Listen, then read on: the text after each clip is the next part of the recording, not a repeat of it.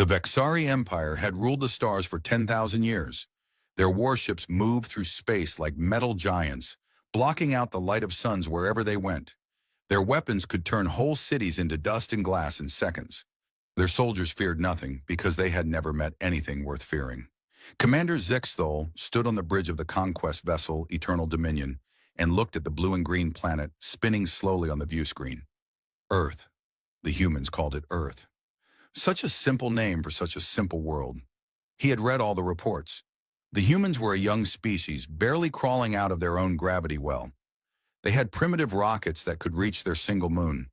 They had nuclear weapons that they pointed at each other but never used. They had computers and machines, but nothing that could threaten a Vexari scout ship, let alone a full invasion fleet. This would be an easy conquest, perhaps the easiest in Vexari history. "Commander," said Navigation Officer Threx, his four eyes blinking in sequence as he processed the orbital data. "We have identified optimal landing zones across all major population centers. The neural dampeners will pacify the largest cities within hours. Resistance should be minimal." Zixthol made a sound of agreement. The neural dampeners were the pride of Vexari technology. They broadcast a signal that disrupted the central nervous system of most species, making them calm and obedient. On Kethros Prime, the warrior clans had dropped their weapons and knelt before Vexari soldiers like children. On the ocean world of Des, the aquatic hunters had floated to the surface in peaceful surrender. No species had ever resisted the dampeners. "However," Threx continued, "I recommend we begin with a smaller settlement for initial testing. The humans have many different cultures and biological variations. We should confirm our equipment works on all types before committing to full planetary assault." This was wise counsel. Zixthol appreciated caution, even when it seemed unnecessary. "Select a remote location," he ordered, "somewhere isolated.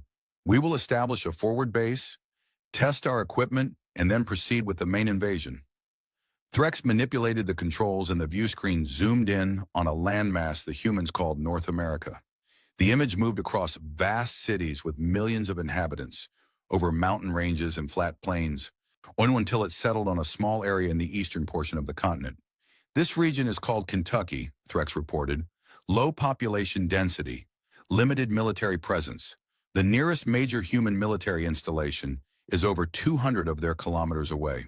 Terrain is hilly and forested, which will provide cover for our landing." Zixthol studied the area. He could see small clusters of structures surrounded by green fields. Primitive roads wound through the hills like the tracks of crawling insects. It looked peaceful. It looked easy.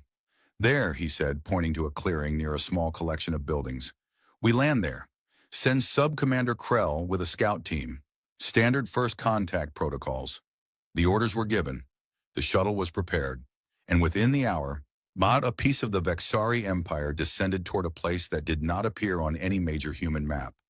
A place the locals called Possum Holler. Earl Hutchins had lived in Possum Holler for all 57 years of his life, and his daddy had lived there before him, and his daddy's daddy before that. The Hutchins family had been farming this land since before anyone could remember, and Earl figured they would keep farming it until the sun burned out or the government finally taxed them into the grave. It was a hot August evening, the kind where the air sat heavy and wet on your skin, and even the insects seemed too tired to buzz.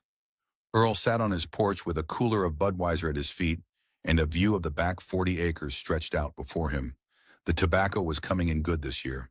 The tomatoes in the garden were the size of softballs. Now, life was not perfect, but it was his, and that counted for something. He heard the sound before he saw anything. A low hum, like 1,000 bees trapped in a metal can. Earl frowned and looked up at the sky, expecting to see one of those fancy drones the kids were always flying around these days. What he saw instead made him set down his beer and stand up slowly. The thing coming down from the sky was not a drone. It was not a helicopter or a plane or anything Earl had ever seen in his life. It was shaped like a teardrop made of black metal, and it moved without any visible engine or propeller. Lights flickered along its surface in patterns that made Earl's eyes hurt if he looked too long. The craft descended into the clearing between his tobacco barn and the Piggly Wiggly parking lot about a quarter mile away. It touched down without a sound, settling onto the grass like it weighed nothing at all. Earl Hutchins had fought in Vietnam. He had seen things in those jungles that still visited him in his dreams 40 years later. He was not a man who scared easy. But watching that alien ship land in his backyard, he felt something cold settle into his stomach. Then the fear passed, and what replaced it was something much more familiar. Annoyance. He grabbed a fresh beer from the cooler and started walking toward the ship. Sub-Commander Krell had been part of the Vexari military for 300 years. He had participated in the conquest of 12 worlds. He had personally overseen the pacification of the Gren Collective, a species of hive-minded insects that had fought for every inch of their planet before the dampeners finally broke their will. He was experienced, competent, and utterly unprepared for what walked out of the darkness toward his ship. The human was large for its species, with a round middle and thick arms covered in wiry hair. It wore a sleeveless garment with writing on it that the translator rendered as, "I would rather be fishing." On its head sat a piece of fabric with a curved brim that cast its face in shadow. In one hand it carried a metal cylinder. Krell's sensory stalks extended from his head, sampling the air. He detected ethanol, carbon dioxide, and something his database identified as tobacco smoke residue. The human appeared to be intoxicated. "Attention, primitive," Krell announced through the ship's external speakers. The translator converted his words into the local dialect. "I am Sub-Commander Krell of the Vexari Empire. You will submit to Vexari authority. Your planet has been selected for incorporation into our glorious domain. Resistance is futile and will be met with—" The human threw its metal cylinder at the ship. The container bounced off the hull with a hollow clang and fell to the ground, spilling pale liquid onto the grass. "The hell I will," the human said. Its voice was deep and rough. "And get that thing off my property before I call the sheriff." Krell consulted his first contact protocols. He had memorized the standard responses for 23 different categories of primitive reaction to Vexari contact. Immediate aggression was covered under Category 7, which called for a demonstration of superior firepower. Fearful submission was Category 1, the most common. Confused questioning was Category 3. There was no category for a primitive throwing a beverage container at a Vexari ship and demanding it leave. "You do not understand," Krell tried again. "We are the Vexari. We have conquered 37 worlds. Our technology is beyond your comprehension. You cannot resist us. You must submit." The human made a sound that the translator struggled to interpret. It seemed to be a combination of air being expelled through the nose and a vibration in the throat. The database eventually identified it as derisive laughter. "Son," the human said, "I don't care if you're from Mars or from Memphis. You're on my land without permission, and that makes you a trespasser. Now I'm going to walk back to my house and get my shotgun. When I come back, you better be gone, or we're going to have a problem." The human turned and began walking away. Krell was so surprised that he almost let it go. Then training took over. He signaled the security team. "Restrain that creature. Non-lethal force. We need a specimen for study." The ship's side door opened, and 4 Vexari soldiers emerged. They were tall and thin, with gray skin and too many joints in their limbs. Their armor gleamed under the ship's lights. They carried pulse rifles that could stun or kill with equal ease. The human stopped walking. It turned around slowly. Its eyes moved from one soldier to the next, taking in their weapons, their armor, their alien bodies. Then it looked back at Krell, who had stepped out of the ship to oversee the capture personally. "Well now," the human said, "that's how it's going to be, is it? You will come with us peacefully," Krell said, "or you will come with us painfully. The choice is yours." The human smiled. It was not a friendly expression. In that moment, Krell felt something he had not felt in centuries. It was a small thing, easily dismissed. But later he would remember it clearly. It was doubt. "Name's Earl," the human said. "Earl Hutchins. And I want you to remember that, because I'm about to teach you boys a lesson about coming onto a man's land uninvited." What happened next was so fast that Krell's memory could never quite capture it properly. Earl Hutchins moved like something much younger and much more dangerous than he appeared. He grabbed the nearest soldier's pulse rifle and twisted it aside. His other hand came up, holding something small and metallic that he must have had in his pocket. There was a crack of sound, impossibly loud in the quiet evening, and the soldier next to Krell staggered back, a hole in its armor leaking blue fluid. Earl Hutchins was holding a small human projectile weapon. A pistol, the database supplied, primitive, chemically propelled metal slugs, effective range of perhaps 50 meters, minimal armor penetration against Vexari combat suits. The database was wrong about that last part, apparently. The other soldiers opened fire with their pulse rifles, but Earl was already moving. He dove behind the ship's landing strut, using the Vexari's own vessel as cover. Another crack, and another soldier went down. Then Earl was running, not toward his house, but toward the darkness of the tobacco field. "After him!" Krell shouted. "He cannot escape!" The soldiers pursued. Krell stayed by the ship, his mind racing. This was not how first contact was supposed to go. The primitive should have been terrified. It should have submitted or fled in panic. It should not have been able to hurt Vexari soldiers with a handheld chemical weapon. He heard more gunshots from the tobacco field. Then screaming. Vexari screaming. Then silence. Krell waited. 1 minute. 2. 5. Earl Hutchins walked out of the tobacco field. His shirt was torn and there was blue blood on his hands. He was breathing hard, but he was alive. Behind him, in the darkness of the field, nothing moved. "Your boys aren't dead," Earl said, walking past Krell toward his house. "But they're going to wish they were when they wake up. Now I'm going to go inside and call some friends. You've got about an hour to pack up your circus and get off my planet. After that, things are going to get real unpleasant for you." Krell found his voice. "You cannot threaten the Vexari Empire. We have weapons that could destroy this entire region. We have ships in orbit that could burn your world to ash." Earl stopped at his porch steps. He looked back at Krell with an expression that the translator could not adequately interpret. "Maybe," Earl said, "but you're not up in orbit, are you? You're right here, on my land. And let me tell you something, spaceman. We've been fighting over this land for 300 years. Fighting the British. Fighting each other. Fighting the government every time they try to tell us what to do. You think you're scary? Son, you're not even in the top 10. He went inside. The screen door banged shut behind him. Krell stood alone in the clearing, surrounded by the sounds of insects and the distant hum of the ship's engines. For the first time in 300 years of military service, he had absolutely no idea what to do next. An hour later, Earl Hutchins was not alone.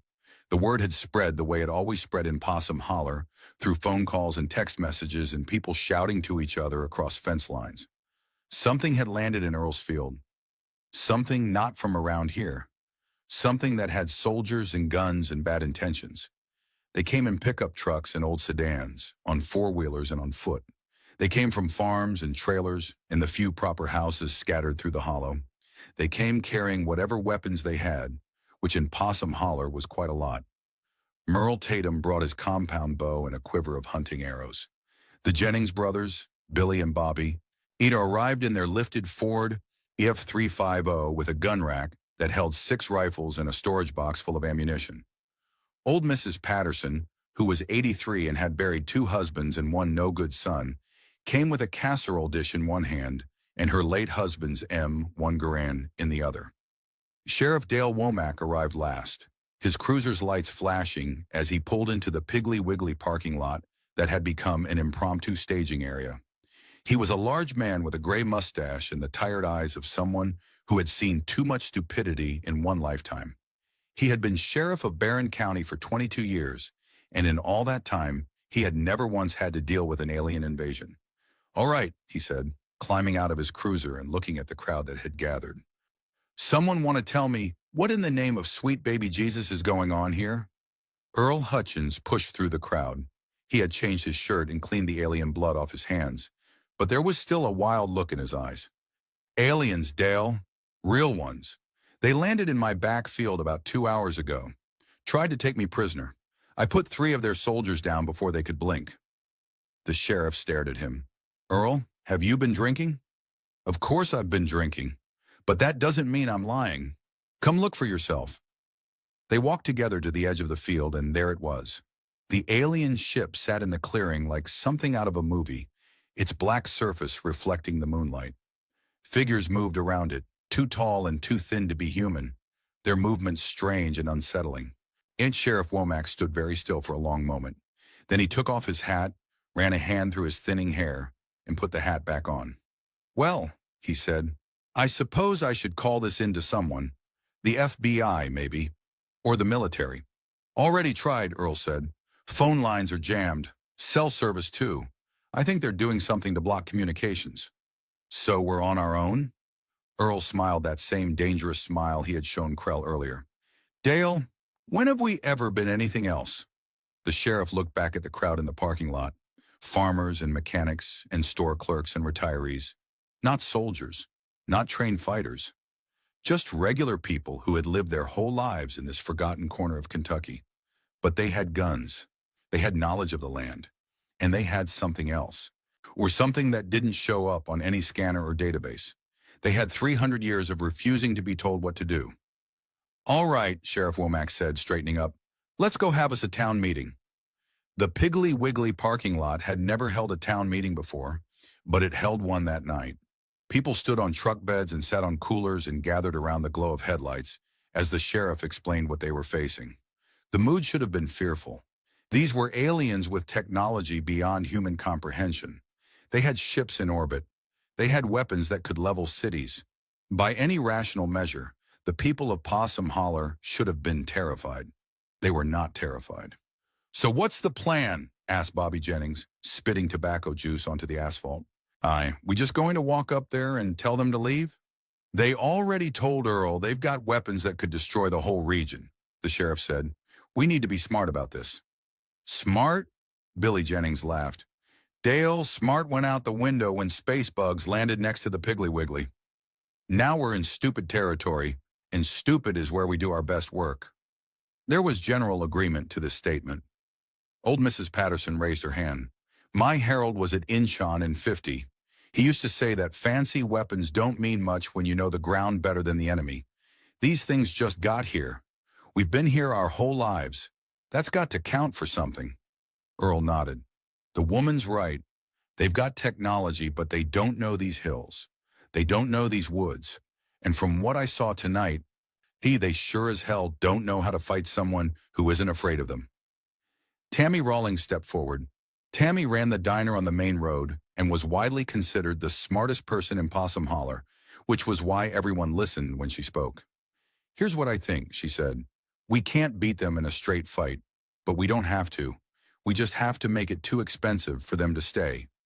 Make them understand that taking this place isn't worth the trouble." "How do we do that?" the sheriff asked. Tammy smiled. "Same way we've always done everything around here. We make their lives miserable until they give up and go away." And so, in the parking lot of a grocery store, in a place that most maps didn't bother to name, the people of Possum Holler began to plan their resistance. They had no military training, no advanced weapons, no support from the outside world, but they had determination, they had ingenuity, and they had generations of experience in being too stubborn to know when they were beaten. The Vexari Empire had no idea what it had stumbled into. The war for Earth was about to begin, and it was going to start in the last place anyone would have expected. The sun rose over Possum Holler the next morning, painting the hills in shades of gold and orange. It was the kind of beautiful summer morning that made people forget their troubles and thank God for the simple pleasure of being alive. But nobody in Possum Holler was thinking about beauty that morning. They were thinking about the alien ship sitting in Earl Hutchins's backfield and what they were going to do about it. Sub-Commander Krell had not slept. And the Vexari did not sleep exactly, but they needed periods of rest to process information and maintain their biological functions. Krell had not rested because he had spent the entire night watching the humans gather and listening to their communications, which his equipment could intercept, even if it could not block them entirely. What he heard worried him. The humans were not panicking. They were not fleeing. They were organizing. And from what he could understand through the translator, they were planning to fight. This was unexpected. On every other world the Vexari had conquered, the first sign of alien contact caused widespread chaos. Populations fled from cities. Governments collapsed. Societies fell apart from fear alone before the Vexari even deployed their weapons.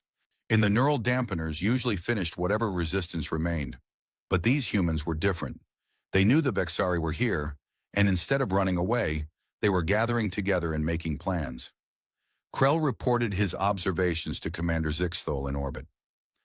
Unusual behavior, the commander agreed over the communication link, but ultimately meaningless. Deploy the neural dampeners. Once the population is pacified, their primitive courage will mean nothing. Understood, Commander. Krell ordered the dampeners activated. 3 tall pillars rose from the ship's hull and began to emit a low humming sound that no human ear could detect. The signal spread out in waves, covering the surrounding area with the frequency that had brought so many species to their knees. Krell waited for reports of humans collapsing, errant of the fight going out of them, of peaceful surrender. The reports did not come. Instead, his sensors showed the humans continuing to move around the area. Some of them were setting up what appeared to be defensive positions. Others were moving through the woods with weapons in hand. None of them showed any signs of neural dampening. This was impossible. Krell checked the dampeners 3 times. They were functioning perfectly, broadcasting at full power. The signal should have reduced every human within range to a compliant, docile state. But the humans were not compliant. They were not docile. If anything, they seemed more active than before. He ran a diagnostic on the translation systems to make sure he was understanding the situation correctly. The systems were working fine. He really was watching a group of primitive beings completely ignore technology that had pacified warrior races across the galaxy. Commander, Krell reported, his voice betraying uncertainty for the first time in centuries. The dampeners are not effective. The humans are unaffected. There was a long silence from orbit. That is not possible, Zixthol finally said. The dampeners work on all carbon-based neural systems. Run another diagnostic.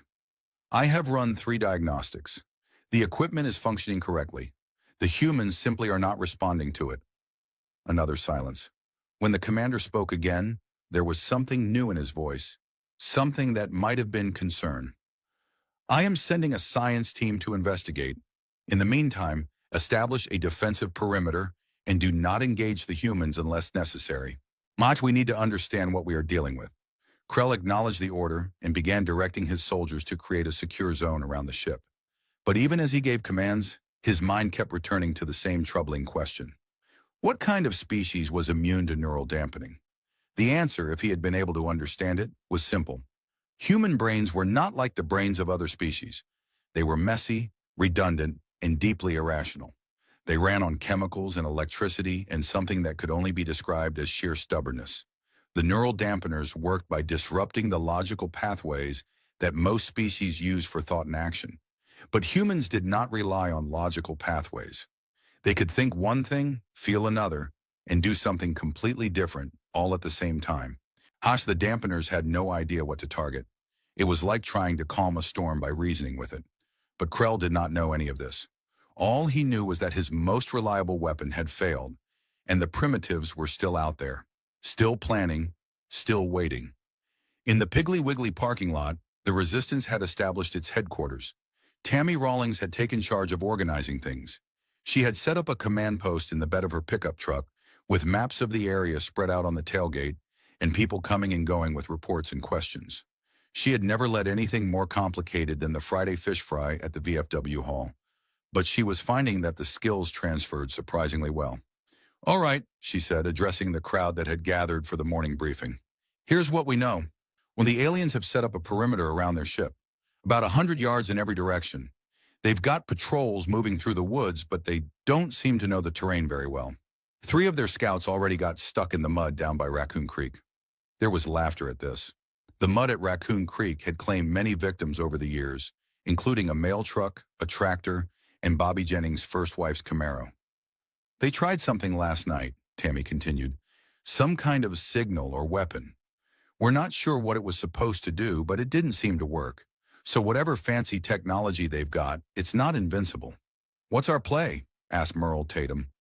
He had his compound bow over his shoulder and a look of eager anticipation on his face.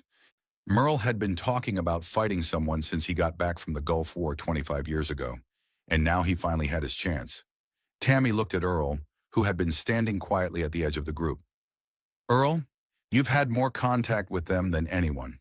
What do you think? Earl stepped forward.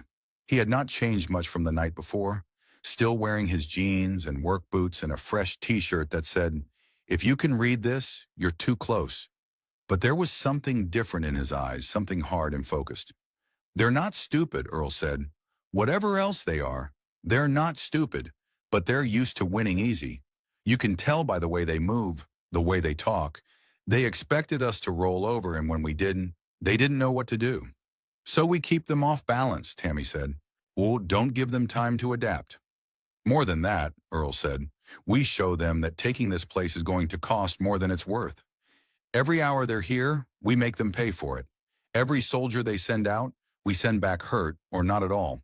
We don't try to win a big battle. We just make their lives so miserable that they decide it's not worth the trouble." Sheriff Womack raised a concern. "What about their weapons? Earl, you said they could destroy the whole region from space." "They could," Earl agreed. "But they won't. Not yet, anyway. They want something here. If they just wanted to destroy us, they would have done it already. They want to conquer, which means they need something intact. That gives us leverage." Old Mrs. Patterson nodded. "My Harold used to say the same thing about fighting in Korea. The enemy always has rules, even if you don't know what they are. Find the rules and you find the weakness." "So what do we do first?" Bobby Jennings asked. He was loading shells into a shotgun as he talked, his hands moving with the easy practice of someone who had been handling firearms since childhood. Tammy looked at the map on her tailgate. "They've got patrols in the woods. Let's start there. Nothing too aggressive. Just let them know they're not welcome." She pointed to different areas on the map and assigned teams. Merle and his bow would take the ridge overlooking the eastern approach. The Jennings brothers would set up near the old logging road to the north. Earl and a few others would stay mobile, ready to respond wherever they were needed. "One more thing," Tammy said as people started to move out. "If nobody dies today, if we can help it, ours or theirs. We're not trying to start a war. We're trying to end one before it begins." There were nods and murmurs of agreement. Then the people of Possum Holler headed out to fight their first battle against an alien invasion. The first encounter happened around noon. A Vexari patrol of 5 soldiers was moving through the woods about half a mile from the ship. They were following a deer trail, their sensors scanning for any sign of human activity. The technology showed heat signatures everywhere, but the forest was full of animals, and it was difficult to separate human readings from the background noise of squirrels and rabbits and deer. The patrol leader was a young soldier named Vrex. This was his first planetary assignment, and he was eager to prove himself. He had heard about the strange incident the night before, how a single human had somehow defeated 3 Vexari soldiers. He did not believe it. The other soldiers must have been careless or incompetent. A primitive could not possibly defeat trained Vexari warriors. He was about to learn otherwise. The first arrow came out of nowhere. It struck the soldier next to Vrex in the gap between helmet and armor, a gap of perhaps 2 inches that should have been impossible to hit from any distance. The soldier went down without a sound. Vrex spun, trying to find the source of the attack. His sensors showed nothing. The forest was quiet except for the buzzing of insects and the rustle of wind in the leaves. "Contact," he shouted, raising his pulse rifle. "Unknown direction. Find cover." The soldiers scattered, diving behind trees and rocks. But the trees in this forest were not like the vegetation on other worlds. They were old and thick, with bark like armor and branches that twisted in ways that made targeting difficult. Another arrow flew, another soldier fell. This one took the shaft through the knee joint, where the armor was thin. He screamed as he went down, clutching at the wound. Vrex fired blindly into the canopy, his pulse rifle sending beams of energy sizzling through the leaves. He hit nothing but wood and air. Then a voice came from somewhere in the forest, calm and almost friendly. "You boys lost? This here's private property." Vrex tried to pinpoint the voice, but it seemed to come from everywhere at once, bouncing off the trees and hills. "Identify yourself," he demanded. "In the name of the Vexari Empire." An arrow thudded into the tree next to his head, he close enough that he felt the wind of its passing. "Son, I don't care about your empire. You're on Tatum land, and we don't take kindly to trespassers. Now you can pick up your friends and head on back to your spaceship, or we can keep doing this. Your choice." Vrex looked at his fallen soldiers. 2 down out of 5. The enemy had not shown himself once. Their sensors were useless. Their superior weapons had hit nothing. He made the only sensible choice. "Fall back," he ordered. "Help the wounded. We're returning to base." The patrol retreated, carrying their injured comrades. No more arrows came. But as they left, Vrex heard something that would haunt him for years afterward. Laughter. Human laughter echoing through the trees. The next encounter went even worse for the Vexari. A larger patrol, 10 soldiers this time. It was sent to secure the road leading into town. Their orders were to establish a checkpoint and control access to the area. It should have been a simple task. They never saw the wire. It was stretched across the road about ankle height, nearly invisible against the dark asphalt. The lead soldier hit it at a full walk and went down hard. Before he could rise, a human female emerged from behind a tree. She was small and gray-haired and looked like someone's grandmother. She was also holding a cast-iron skillet like a weapon. Betty Ann Parsons had been cooking with that skillet for 40 years. Her biscuits and gravy were famous in 3 counties. She had never used it to hit anyone before. But there was a first time for everything. The Vexari soldier did not know what hit him. One moment he was trying to get up, and the next there was a sound like a bell being rung, and everything went dark. "That's for my garden," Betty Ann shouted, delivering another blow for good measure. "I had tomatoes coming in, and you parked your flying saucer right on top of them." The other soldiers raised their weapons, but before they could fire, more humans appeared. They came out of the ditches and from behind rocks, armed with an assortment of weapons that the Vexari database could barely categorize. Hunting rifles, shotguns, a baseball bat with nails driven through it, a chainsaw. There was a moment of confused standoff. The Vexari had superior firepower, but they were surrounded and caught off guard. The humans were outgunned, but they did not seem to care. Billy Jennings stepped forward. He was holding a double-barreled shotgun pointed at the ground, but his finger was on the trigger. "Here's how this is going to work," he said. "You're going to turn around and walk back to your ship.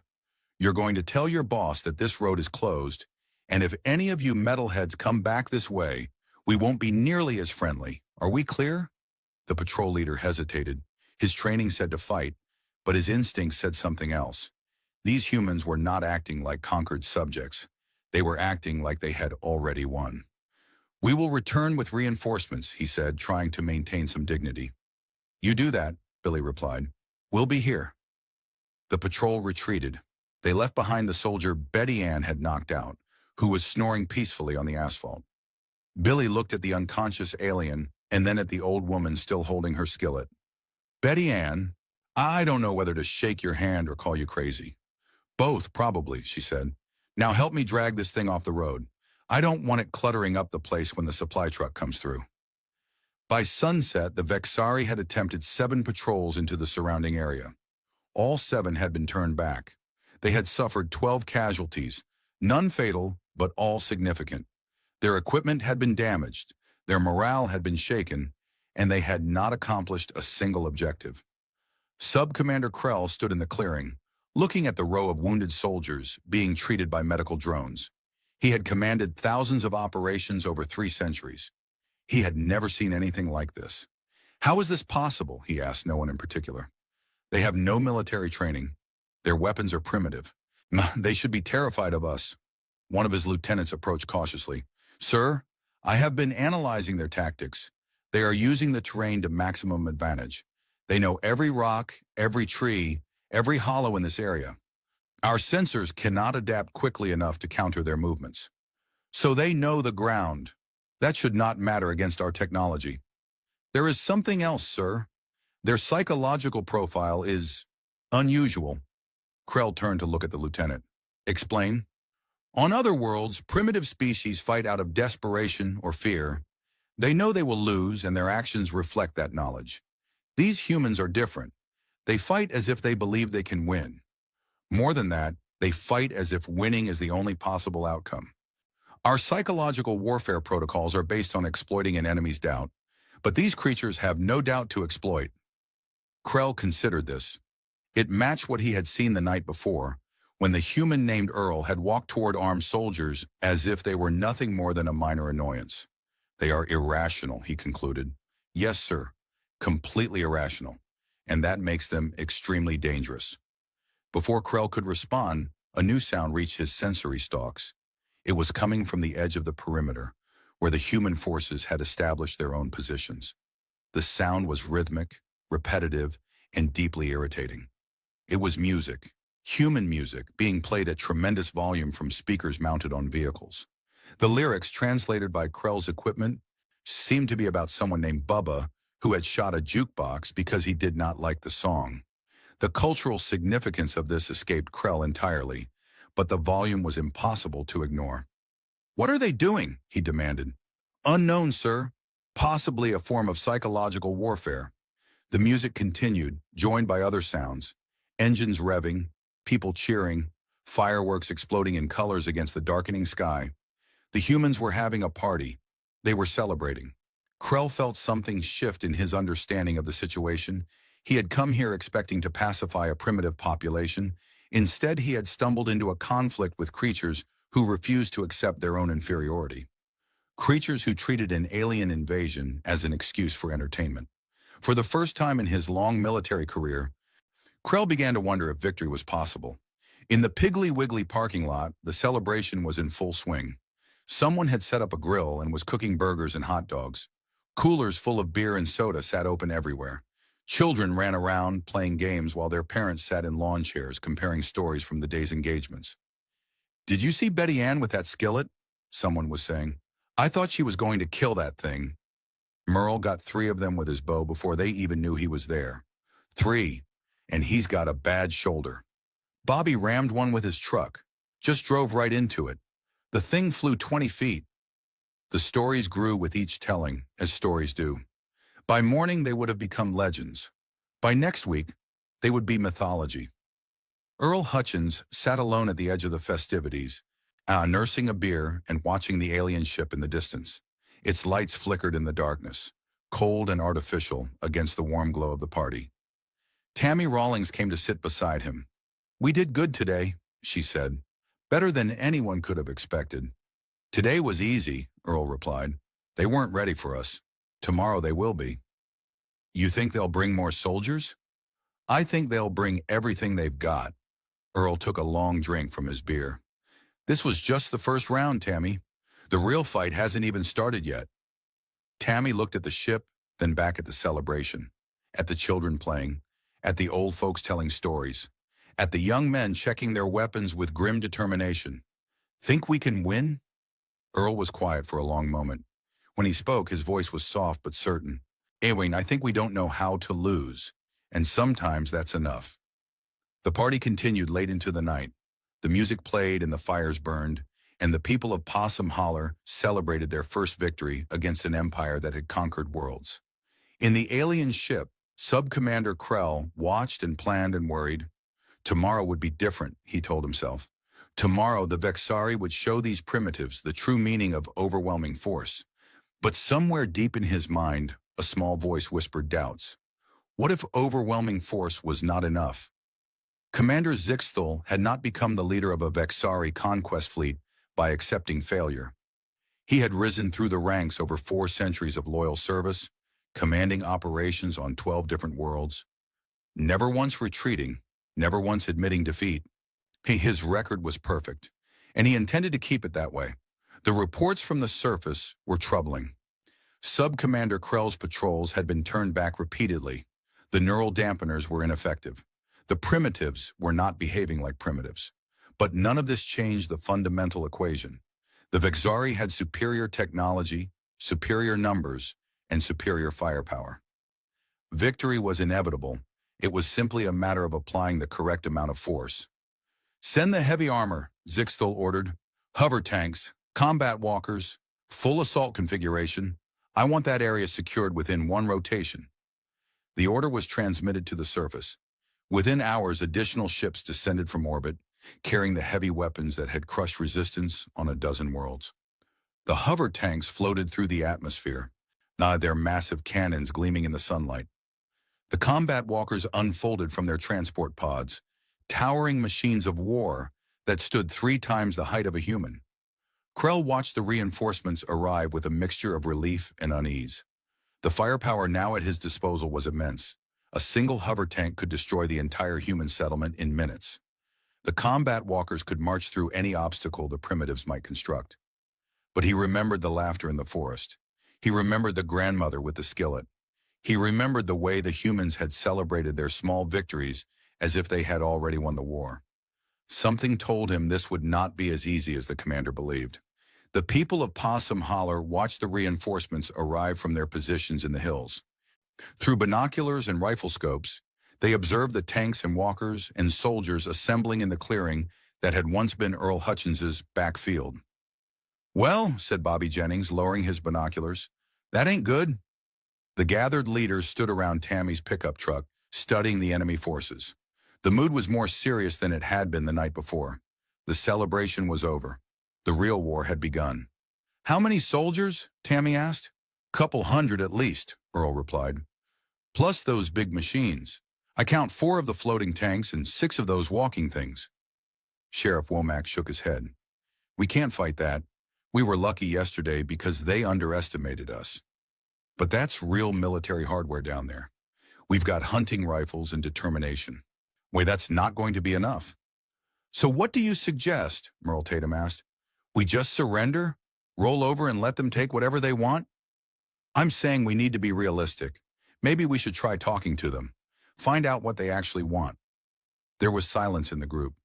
Nobody liked the idea of negotiating with invaders, but nobody had a better suggestion either. Then Junior Samples spoke up.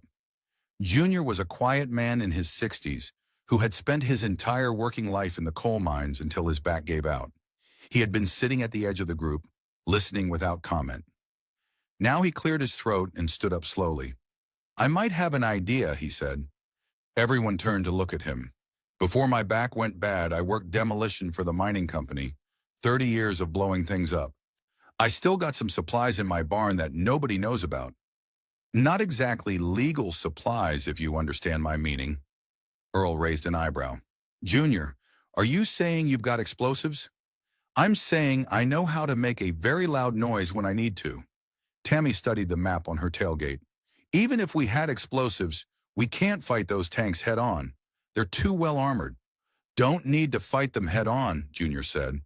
He walked over to the map and pointed to a spot where a narrow road crossed a creek. "There's only one road into town that can support heavy vehicles. Everything else is too narrow or too soft. They want to bring those tanks here. They have to come across the bridge at Mud Creek." Sheriff Womack saw what Junior was suggesting. "You want to blow the bridge? Bridge has needed replacing for 20 years anyway. County won't pay for it. Might as well get some use out of it before it falls down on its own." There was a moment of consideration. Blowing up infrastructure was a big step. It was the kind of thing that couldn't be taken back. But then again, neither could alien invasion. "Do it," Earl said. "Take whoever you need. Just make sure it's ready before those tanks start moving." Junior nodded and headed off with a group of volunteers. The rest stayed to plan the next phase of the defense. "Even without the tanks, they've still got all those soldiers," Tammy pointed out. "And those walking machines can probably handle rough terrain." "Then we make the terrain rougher," Earl said. "When I was in Vietnam, the enemy used pits and traps to slow us down. But worked pretty well too. We know every inch of these woods, they don't know any of it. That's an advantage we can use." Old Mrs. Patterson spoke up. "My grandson has one of those flying camera things. Drone, he calls it. Could be useful for keeping an eye on what they're doing." "Get him," Tammy said. "We need all the eyes we can get." The planning continued through the morning. Teams were assigned to dig pits along the likely approach routes. Others set up tripwires and noisemakers to alert them to enemy movement. A communication system was established using CB radios and car horns, since the aliens seemed unable to jam those frequencies reliably. By noon, Possum Holler had transformed from a sleepy rural community into something resembling a military fortress. It was not much compared to what they were facing, but it was something. The Vexari advance began at midday. 2 hover tanks led the column, floating 3 feet above the ground on cushions of force. Behind them came 100 soldiers in full combat armor, their weapons charged and ready. The combat walkers brought up the rear, their massive legs crushing everything beneath them. Sub-Commander Krell rode in the lead tank, watching the terrain scroll past on his display screens. The road wound through hills covered in dense forest, the kind of terrain that made him nervous. Too many places for ambushes, too many blind corners and hidden approaches. But the commander's orders were clear: secure the settlement, pacify the population, begin full planetary conquest operations. Krell had his doubts, but he kept them to himself. The column had traveled about 2 miles when they reached the bridge at Mud Creek. It was a simple structure, concrete and steel, barely wide enough for 2 vehicles to pass. The creek beneath it was swollen with recent rain, brown water churning around rocks and fallen logs. Krell ordered the column to halt while he scanned the bridge for traps. His sensors detected nothing unusual. The structure appeared intact and stable. He did not detect the explosives that junior samples had placed in the support pillars, wrapped in plastic and buried in mud to hide them from thermal imaging. "Proceed," Krell ordered. The lead tank moved on to the bridge. It had crossed about halfway when the world erupted in fire and noise. Junior's charges went off in sequence, a rolling thunder of explosions that tore the bridge apart from both ends simultaneously. The hover tank's engines screamed as it tried to compensate. But there was nothing to compensate for. The bridge collapsed, taking the tank with it. The second tank stopped just short of the gap, its forward sensors registering the disaster. The crew inside watched as their sister vehicle tumbled into the creek, its engines sputtering and dying as water flooded the compartments. Krell's view screen showed chaos. The bridge was gone, replaced by a jagged gap of broken concrete and twisted metal. The creek had become an impassable barrier, too wide to jump and too deep to ford with heavy equipment. "Alternate route," Krell demanded. His navigation system searched the area, but the only other roads were narrow dirt tracks that could not support armored vehicles. The hover tanks could handle rough terrain, but not the combat walkers. And without the walkers, they would be vulnerable. "Sir," the tank driver reported, "we have infantry approaching on foot. Permission to engage?" Krell looked at the display. A group of humans had appeared on the far side of the creek, standing in a line on the broken edge of the bridge. They made no attempt to hide, instead watching the stalled Vexari column with what could only be described as satisfaction. One of them, a thin man with gray hair and overalls, raised his hand in a gesture that the translator could not interpret. "Wave," the system finally decided. "A human greeting or farewell gesture? Context suggests farewell." The humans turned and walked away, disappearing into the forest. Krell sat in his tank, surrounded by the most advanced military technology in the galaxy, and realized that he had been outmaneuvered by a group of farmers with homemade explosives. The destruction of the bridge forced the Vexari to change their strategy. Unable to bring their heavy armor directly to the settlement, they were forced to advance on foot through the forest. The combat walkers could navigate the woods, but they were loud and slow, their every movement announcing their presence to anyone listening. This was exactly what the people of Possum Holler had planned for. The first walker entered the forest around 3 in the afternoon, its massive legs crushing underbrush and small trees as it moved. The pilot inside scanned for threats, his targeting system highlighting every heat signature in range. He did not see the cable stretch between 2 oak trees until it was too late. The cable was industrial strength, the kind used for logging operations.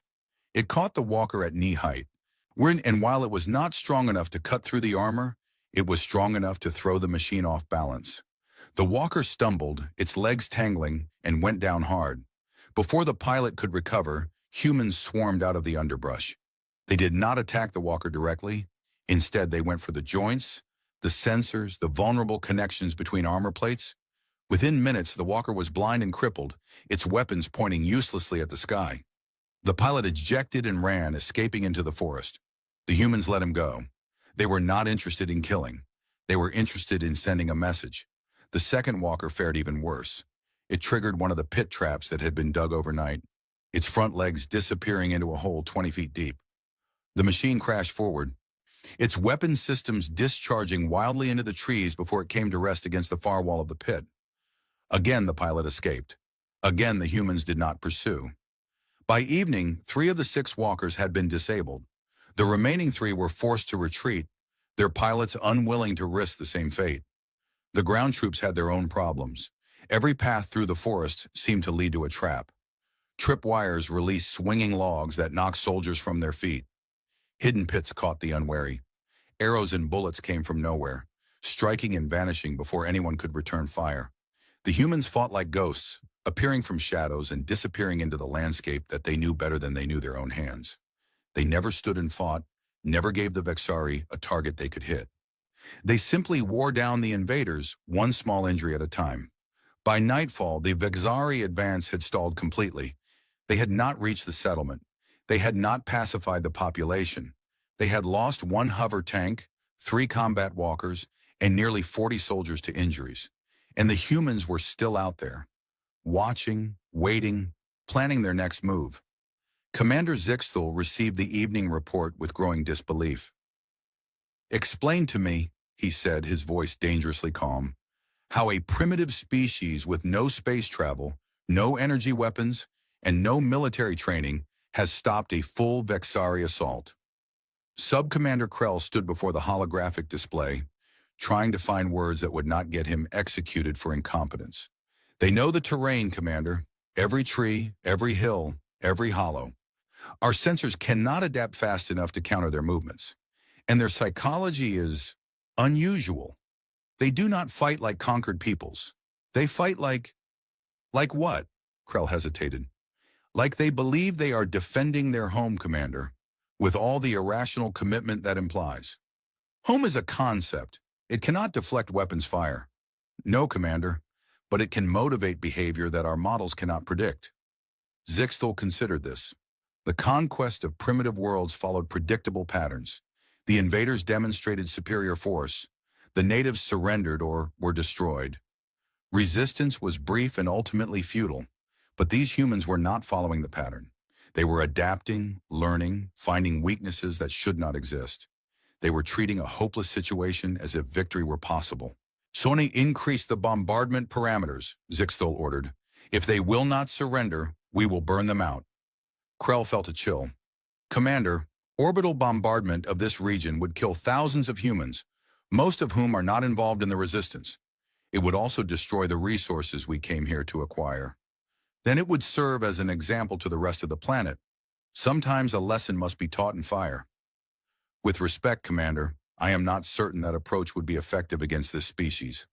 "Explain." Krell gathered his thoughts. "On other worlds, destruction of population centers has led to surrender. The surviving natives recognize the futility of resistance and submit. But these humans are different. Based on my observations, I believe that widespread destruction would not break their will. It would increase it. They would fight harder, not less. They would make us pay for every life we took. You are suggesting that we cannot defeat them by force? I am suggesting that force alone may not be sufficient. We need to understand what we are dealing with before we commit to a strategy that could make things worse." Zixthal was quiet for a long moment. In 4 centuries of command, no subordinate had ever suggested that a primitive species could not be defeated by overwhelming force. The idea was absurd on its face, and yet the evidence was difficult to ignore. "Very well," the commander said finally. "You have 48 hours to find a solution. If you fail, we will proceed with orbital bombardment and accept the consequences." Krell acknowledged the order and signed off. 48 hours. It was not much time to understand a species that had defied every expectation, but it was better than nothing. That night, the Vexari camp was quiet. Soldiers rested and recovered. Technicians worked to repair damaged equipment. Officers planned and worried. In the hills above, the people of Possum Holler were not resting. They had learned that the enemy was planning something. Mrs. Patterson's grandson, whose drone had been circling the Vexari perimeter all day, had spotted unusual activity near the ship. Equipment was being assembled. Soldiers were being briefed. Something big was coming. "Could be those bombs Krell mentioned," Earl said. "The ones that could destroy the whole region." "We need to stop them," Tammy said. "How? We can't get near that ship. Their security is too tight." They sat around a small fire in the woods. It's the core group that had led the resistance from the beginning. Earl, Tammy, Sheriff Womack, the Jennings brothers, Merle, Jr., Mrs. Patterson. Just regular people who had somehow become generals in a war they never expected to fight. "What if we negotiate?" the sheriff suggested again. "Ask them what they want. Maybe there's something we can give them that would make them leave. You want to surrender?" Bobby Jennings asked, his voice hard. I want to survive. There's a difference. Earl shook his head. They don't want to negotiate. They want to conquer. We've seen how they operate on other worlds. Once they take over, you're not a free people anymore. You're property. So what's the alternative? Fight until they kill us all? Nobody had an answer to that. Then Tammy spoke up. What if we made them think we had something they couldn't risk destroying? Everyone looked at her. They're holding back from using their big weapons because they want something here. Resources, maybe, or strategic position. If we made them believe that destroying us would cost them something valuable, something they couldn't afford to lose. Like what? Tammy smiled. Like a bomb. A really big bomb that would go off if they killed us all. There was silence around the fire. We don't have a bomb, Junior pointed out. They don't know that. The idea hung in the air, crazy and dangerous and possibly their only hope. Bluffing aliens with nuclear weapons we don't have, Earl said slowly. That's either the smartest thing I ever heard or the dumbest. Do you have a better idea? Earl looked at the fire, then at the distant lights of the alien ship, then back at Tammy. No, he admitted, I don't. Then let's make them believe we have something worth being afraid of. The planning continued late into the night. By morning, they would either have a chance at survival or they would have made things much worse. Either way, they were not going down without a fight. The 7th day of the invasion began with rain. Heavy clouds rolled over the hills of Kentucky, dropping sheets of water that turned dirt roads to mud and forest trails to streams. The Vexari, who came from a dry world where precipitation was rare, found the conditions deeply unpleasant. Sub-Commander Krell stood under a portable shelter near the ship, watching the rain fall and thinking about the ultimatum he had been given. 48 hours to find a solution, and in half of that time was already gone. He had studied every piece of data his forces had collected about the humans, their biology, their technology, their social structures, their history. The more he learned, the less he understood. These were not a unified people. They fought among themselves constantly. Their history was filled with wars and conflicts and petty disputes. They could not agree on basic facts about their own world. By every measure, they should have been easy to conquer. And yet they were not. Krell had come to a disturbing conclusion. The very things that made humans weak as a species made them dangerous as individuals. Their irrationality meant they could not be predicted. Their stubbornness meant they could not be intimidated. Their tribal loyalties meant they would fight to the death for their homes and families, and even when victory was impossible. In short, humans were not governed by logic. They were governed by something else, something that the Vexari had no word for because they had never encountered it before. The humans called it spite. A soldier approached with a message from the perimeter. Sir, the primitives have requested a meeting under flag of truce. Krell's sensory stalks extended in surprise. They want to negotiate. So it appears, sir, a small delegation is waiting at the northern boundary. This was unexpected. The humans had refused all previous attempts at communication. They had responded to Vexari overtures with mockery and violence. Why would they want to talk now? There was only one way to find out. Prepare a security detail, Krell ordered. I will meet with them personally. The meeting took place in an open field, by neutral ground between the Vexari perimeter and the human positions. The rain had slowed to a drizzle, leaving the grass wet and the air thick with the smell of earth and growing things. Krell arrived with 4 guards, their weapons visible but not raised. He found 3 humans waiting for him. The older male he recognized as Earl Hutchins, the one who had fought off the first patrol. There was a female with dark hair and sharp eyes who seemed to be their leader, and a larger male with a gray mustache and a uniform that identified him as some kind of law enforcement official. The female spoke first. Thank you for agreeing to meet with us. My name is Tammy Rawlings. This is Earl Hutchins and Sheriff Dale Womack. We represent the people of Possum Holler. Krell inclined his head slightly. I am Sub-Commander Krell of the Vexari Empire. Well, you said you wish to negotiate. What are your terms? Tammy looked at him steadily. That depends. What do you want with our planet? It was a direct question, and Krell saw no reason not to answer it. Earth has resources that the Empire requires. Biological samples, mineral deposits, potential soldiers for our armies. Your world will be incorporated into our domain. Your people will serve our purposes. Slaves, you mean? Workers, soldiers, contributors to the greater glory of the Vexari Empire. That sounds a lot like slavery to me. Krell made a gesture that might have been a shrug. Call it what you wish. The outcome is the same. Your world will belong to us. Earl stepped forward. And if we don't agree to that, then you will die. Your settlement will be destroyed.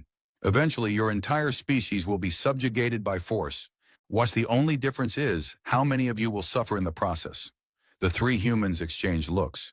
Then Tammy spoke again, and her voice was calm and cold. Here's the problem with that plan. If you destroy us, you lose more than you gain. Explain. Tammy reached into her pocket and pulled out a small device. It was crudely made, obviously of human construction, with blinking lights and a single button on its surface. This is a dead man's switch, she said, connected to a nuclear device we've hidden somewhere in the area. If I let go of this button, the bomb goes off. If you kill me, the bomb goes off. If you try to take this from me, the bomb goes off. Krell's guards raised their weapons, but Krell held up a hand to stop them. His sensors were scanning the device, trying to determine if the threat was real. You expect me to believe that you have nuclear weapons? Why not? Your database tells you we have nuclear technology. Your sensors can't find everything we've hidden in these hills, and we have nothing left to lose. If you destroy us, we take you with us. Every soldier, every ship, every piece of equipment, gone in a flash of fire. The scanner results came back inconclusive. The device was real, but Krell could not determine what it was connected to. His sensors had already proven unreliable against human countermeasures. If you detonate a nuclear device, you will die along with us. Tammy smiled. It was not a pleasant expression. That's the point. We'd rather die on our feet than live on our knees. And we'd rather take you with us than let you move on to the next town, the next city, the next country. You are bluffing. Am I? You've been watching us for a week. You've seen how we fight. You've seen what we're willing to risk. Do you really think we're bluffing? Krell considered the question. Every rational analysis said yes, she was bluffing. Primitives did not sacrifice themselves. They did not choose death over submission. The survival instinct was universal across all known species. But these humans were not rational. They had proven that repeatedly over the past week. And if there was even a small chance that the threat was real, the consequences of calling the bluff were unacceptable. What do you want? He asked finally. We want you to leave. Pack up your ship and your soldiers and go back where you came from. Leave our planet alone. That is not possible. The Empire does not retreat. Then we have a problem, Earl spoke up. Let me put it another way. You can leave on your own 2 feet, or you can leave in pieces. Those are your options. Krell's sensory stalks trembled with a mixture of anger and something that felt uncomfortably like fear. These creatures were mad. They were threatening a force that could destroy their entire world, and they were not backing down. I will need to consult with my commander, Krell said. You do that, but remember, I get tired of holding this button, and things get real exciting real fast. Krell returned to his perimeter, his mind churning with thoughts he did not want to think. Commander Zixthul received the report with barely controlled fury. Nuclear weapons? These primitives are threatening us with nuclear weapons. It is possible they are bluffing, Commander, but I cannot confirm it. Their countermeasures have proven effective against our sensors. Then call their bluff. These creatures do not have the courage to destroy themselves. Krell hesitated. With respect, Commander, I am not certain of that. I have observed them closely. They are irrational in ways we do not fully understand. They may genuinely prefer death to submission. Nonsense. Every species has a survival instinct. They will not sacrifice themselves. We thought they would not resist our neural dampeners. We thought they would not fight our soldiers. We thought they would flee from our superior technology. We have been wrong about every assumption we have made regarding these creatures. Zixthul was silent for a long moment. In 4 centuries of command, no subordinate had ever spoken to him so bluntly. What do you recommend? He finally asked. One, I recommend we verify the threat before taking action. If they have hidden a nuclear device, We need to find it. If they have not, we can call their bluff and proceed with the assault. And if you cannot find it, Krell considered his words carefully, then we need to decide how much this particular piece of territory is worth. There are easier targets on this planet, populations less prepared to resist.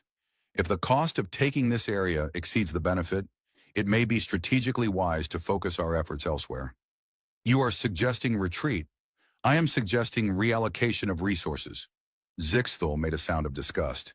You have become soft, Krell. Too much time among these animals has corrupted your judgment. Commander, I am simply attempting to provide an accurate assessment of the situation. These humans are unlike anything we have encountered. They do not think like other species. They do not fear like other species. And if we continue to underestimate them, we will continue to suffer losses that we cannot afford.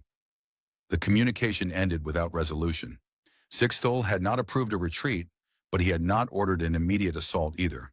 They were in limbo, waiting for something to break the stalemate. In the hills above the Vexari camp, the people of Possum Holler were dealing with their own tensions.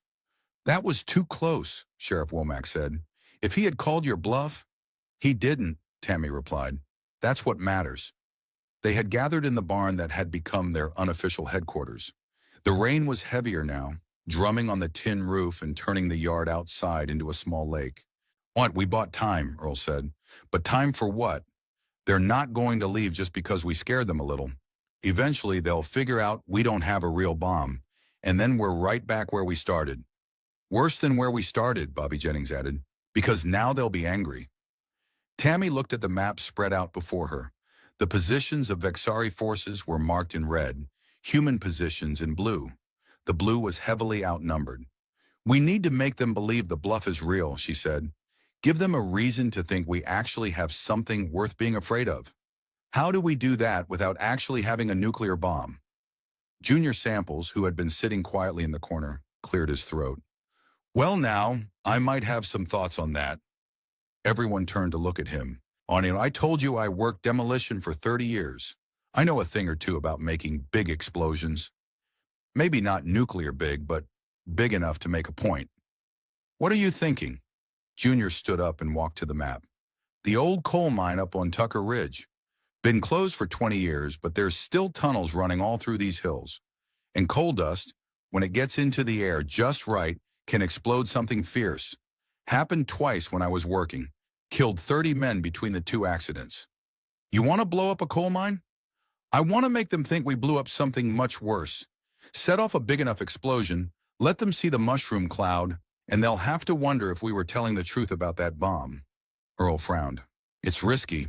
If they realize it's just coal dust, the whole bluff falls apart. But if they don't realize it, they might just decide this place isn't worth the trouble. There was a long silence. Outside, the rain continued to fall. Finally, Tammy spoke. What do you need?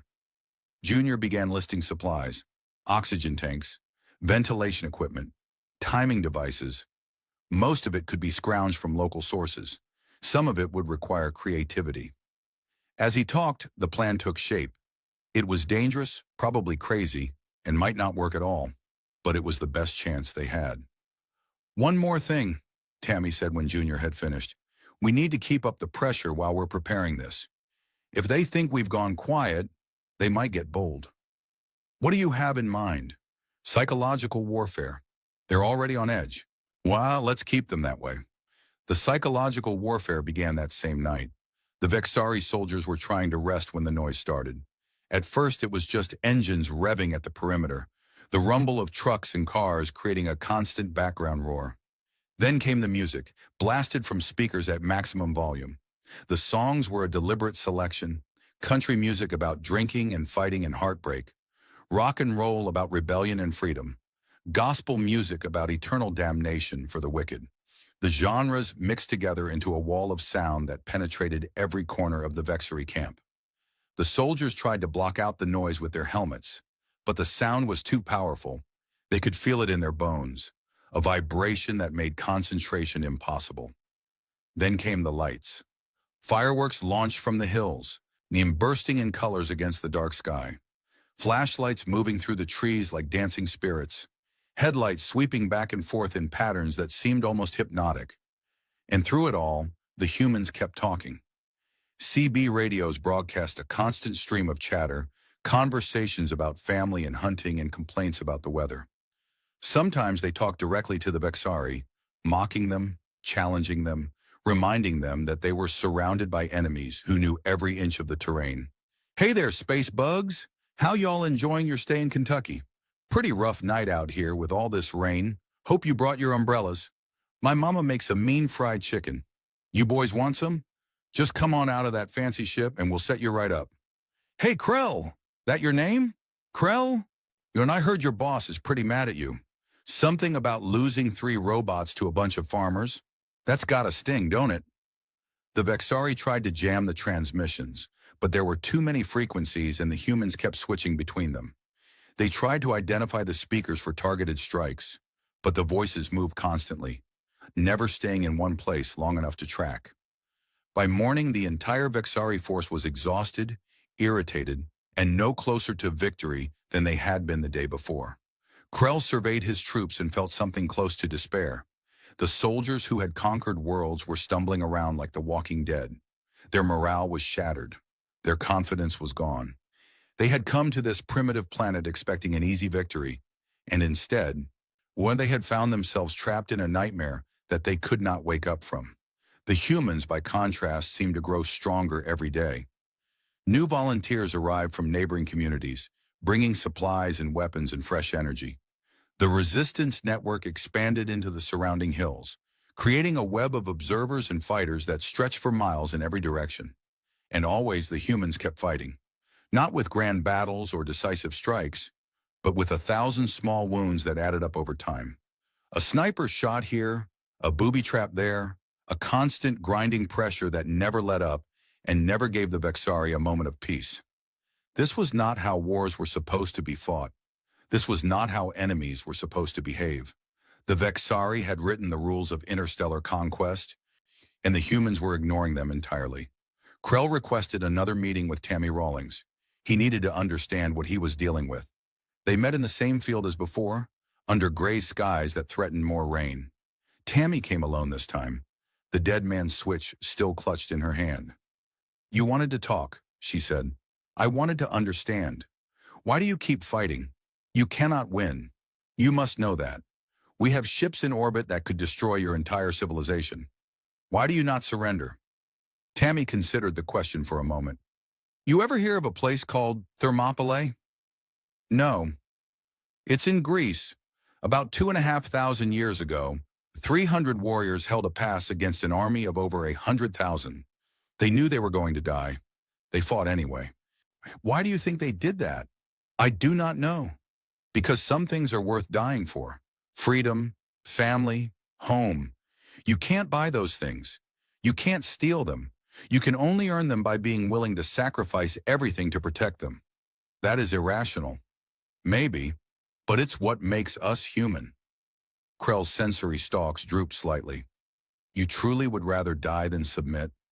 "Every single one of us. And the thing is, we're not special. We're just ordinary people from an ordinary place. But if you push us hard enough, we become something else. Something you've never seen before." "What is that?" Tammy smiled grimly. "Dangerous." There was a long silence between them.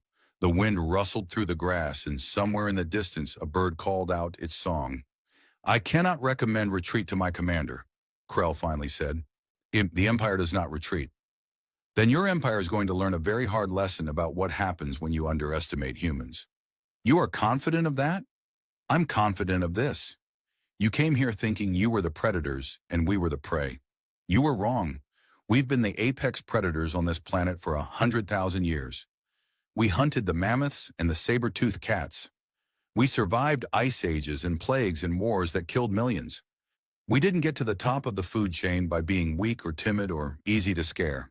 Tammy stepped closer, her eyes locked on Krell's sensory stalks. "You want to know why your dampeners didn't work on us? Because we're not built for obedience. We're built for resistance.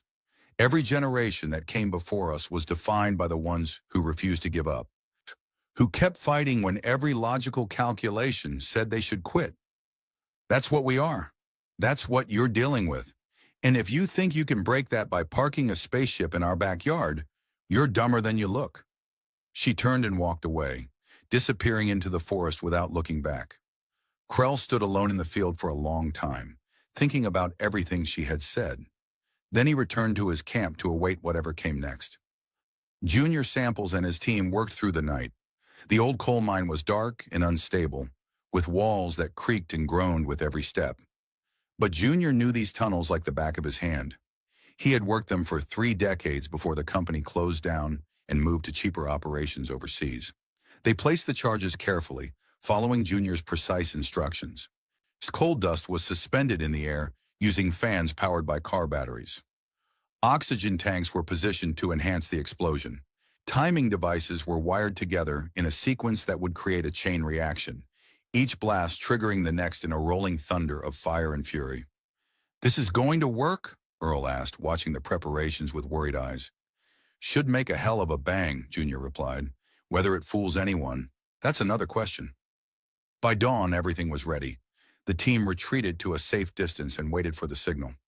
In the Vexari camp, the soldiers were preparing for another miserable day when the horizon lit up like the sunrise had come back for a second try. The explosion tore through Tucker Ridge with a sound like the world ending. A column of fire rose into the sky, carrying with it a mushroom cloud of smoke and debris that could be seen for miles.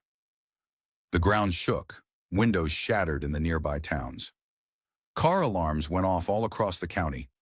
Every sensor in the Vexari camp registered a massive energy release. The computers struggled to categorize the explosion, running through possibilities and probabilities. "Nuclear detonation," the system concluded. "High probability." Krell stared at the readings. The humans had done it. They had actually detonated a nuclear device rather than submit to Vexari rule. Or had they? He studied the data more carefully. Something was not right.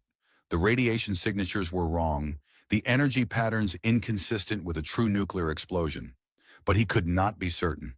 Human technology was primitive, and their nuclear devices might behave differently than the Vexari's more refined weapons. Either the humans had a nuclear capability and were willing to use it, or they had just performed one of the most convincing bluffs in the history of interstellar warfare. Either way, the implications were terrifying. Krell sent an urgent message to Commander Zix-Thul. "The situation has changed, Commander. I recommend immediate strategic reassessment." In the hills above the smoking ruins of Tucker Ridge, the people of Possum Holler watched and waited to see if their desperate gamble would pay off. The fate of their world hung in the balance. Commander Zix-Thul stood on the bridge of the Eternal Dominion, staring at the holographic display that showed the aftermath of the explosion on the planet below. The mushroom cloud had dissipated, but the images remained burned into his memory, a column of fire rising into the sky, the unmistakable signature of massive energy release, the possibility that these primitives had just demonstrated a willingness to destroy themselves rather than submit. His science officers were divided on the analysis. Half of them believed it was a genuine nuclear detonation, proof that the humans had weapons capable of threatening Vexari forces. The other half suspected a bluff, some kind of elaborate deception designed to create the appearance of nuclear capability without the actual substance. The problem was that neither conclusion was acceptable. If the humans had nuclear weapons and were willing to use them, then any attack on their territory carried unacceptable risks.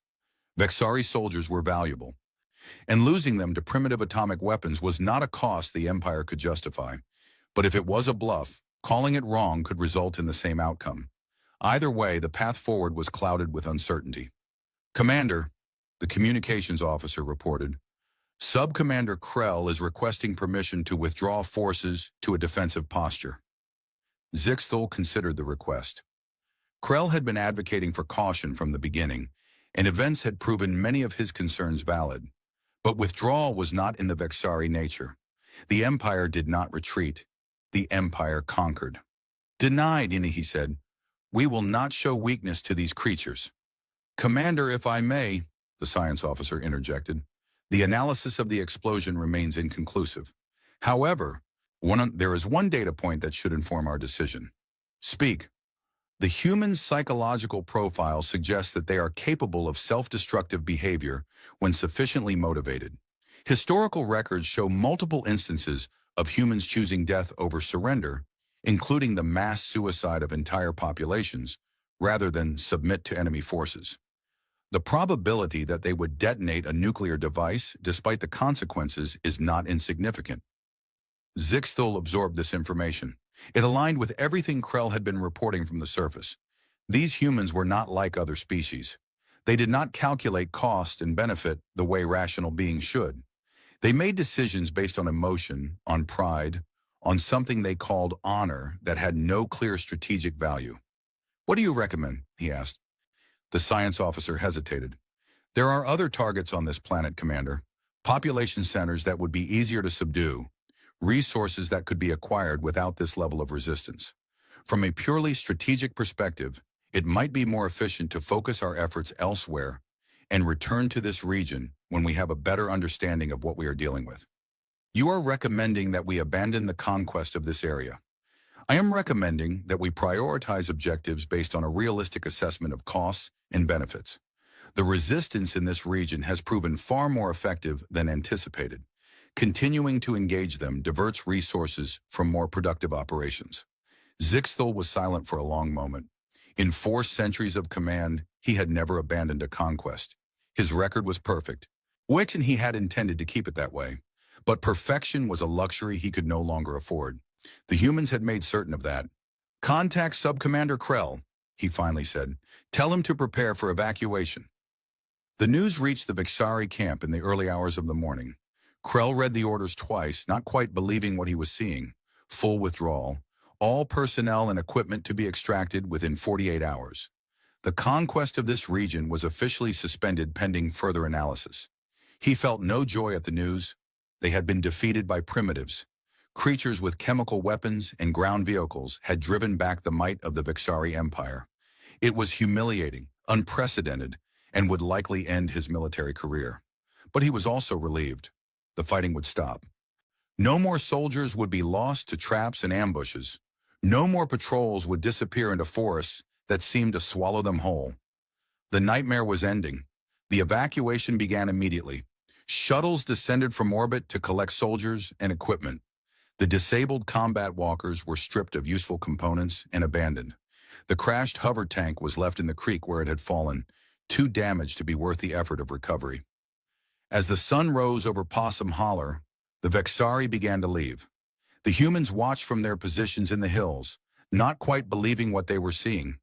The alien soldiers were falling back, boarding shuttles, leaving behind the territory they had fought so hard to claim. The war, it seemed, was over. Earl Hutchins stood on the ridge overlooking the Vexari camp and watching the evacuation with tired eyes. He had not slept in days. The stress of the past 2 weeks had aged him years. But he was alive, and so were most of the people he cared about. Tammy appeared beside him, equally exhausted, but unable to stop a small smile from creeping across her face. "We did it," she said. "Did we? Or did we just delay the inevitable? Does it matter? We're still here. They're leaving. That counts as a win in my book." Earl watched another shuttle lift off, carrying soldiers who had expected to conquer a planet and were instead returning in defeat. "They'll be back. Maybe not here, maybe not soon, but they'll be back. This is just the beginning." "Then we'll be ready for them. We learned a lot these past 2 weeks. How they think, how they fight, what they're afraid of. With that knowledge will be valuable." "You think anyone will believe us when we try to tell people what happened here?"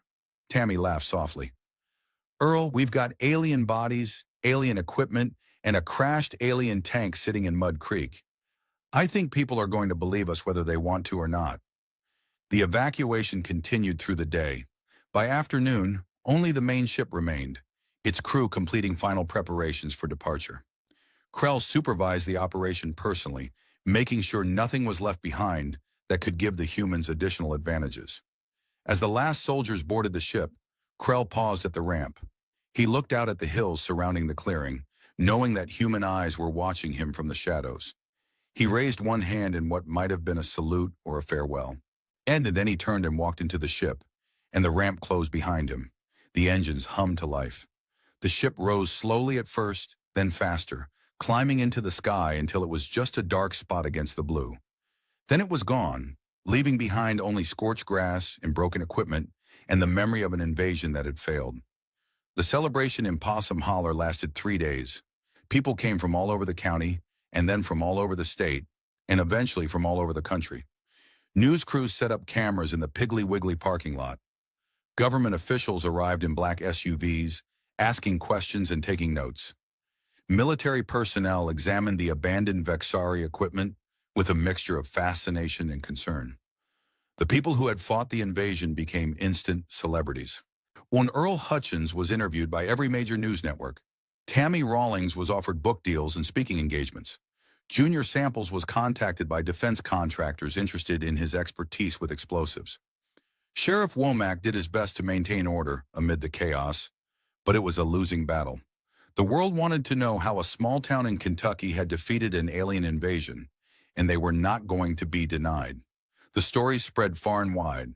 The tale of Betty Ann Patterson and her cast-iron skillet became legend. Merle Tatum's archery skills were compared to those of mythical heroes. The bridge explosion at Mud Creek was studied by military strategists around the globe. But amid all the celebration, there were quieter moments too. On the evening of the third day, the core group gathered one last time at Earl's farm.